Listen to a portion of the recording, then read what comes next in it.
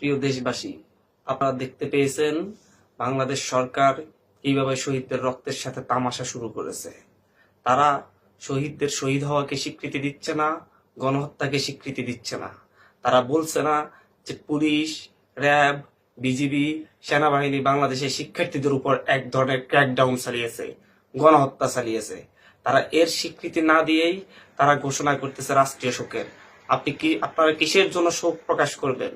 যাদের গণহত্যার স্বীকৃতিই দিচ্ছেন না এবং যারা শহীদ হয়েছে, যাদেরকে হত্যা করেছেন, উল্টো তারা যে সহযোদ্ধাদের সাথে লড়াই করেছে, যে সহযোদ্ধাদের সাথে সংগ্রামে যুক্ত হয়ে তারা তাদের জীবন বিলিয়ে দিয়েছে, সেই সহযোদ্ধাদেরকে নির্বিচারে গ্রেপ্তার করছেন, হয়রানি করছেন, গুম করছেন। আমি বাংলাদেশ সরকারকে বলতে চাই, আপনারা যদি শহীদদের রক্তের প্রতি ন্যূনতম শ্রদ্ধা জানাতে চান, আপনারা যদি সত্যি শোকগ্রস্ত হয়ে থাকেন, তাহলে আপনাদেরকে শহীদদের রক্তের জন্য, মানুষকে হত্যার জন্য, এত শত শত শিক্ষার্থীকে হত্যার জন্য যারা দায়ী, মন্ত্রী পর্যায় থেকে কনস্টেবল পর্যন্ত প্রত্যেককে অব্যাহতি দিয়ে আইনের আওতায় আনুন।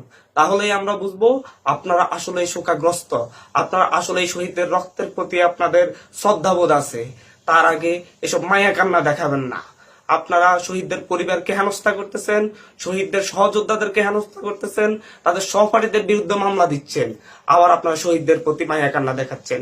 আমরা সরকারের এইরকম ঘৃণ্য কর্মসূচি এবং ঘৃণ্যভাবে রাষ্ট্রীয় শোক প্রকাশের যে ধারা নিয়েছে তামাশার জন্য, আমরা সেটাকে প্রত্যাখ্যান করছি, ঘৃণা ভরে প্রত্যাখ্যান করছি। আমরা আমাদের শহীদদের রক্তের চিহ্ন হিসাবে, আমাদের ভাষার অধিকার, মত প্রকাশের অধিকার কেড়ে নেওয়ার সিম্বল হিসাবে, আমরা আমাদের দেখেও না দেখার ভান করার সিম্বল হিসাবে আগামীকালকে চোখ এবং মুখে লাল কাপড় বেঁধে প্রতিবাদ জানাবো। প্রত্যেকে তার নিজ নিজ জায়গা থেকে চোখে এবং মুখে লাল কাপড় পরিধান করে প্রতিবাদ জানাবেন। এই কর্মসূচিতে শিক্ষক, ছাত্র, প্রবাসী, দেশে বিদেশে যারাই আছেন, একদম মুটে মজুর থেকে শুরু করে সারা বিশ্বের প্রত্যেককে আমরা এই কর্মসূচিতে একাত্মতা প্রকাশের অনুরোধ করছি।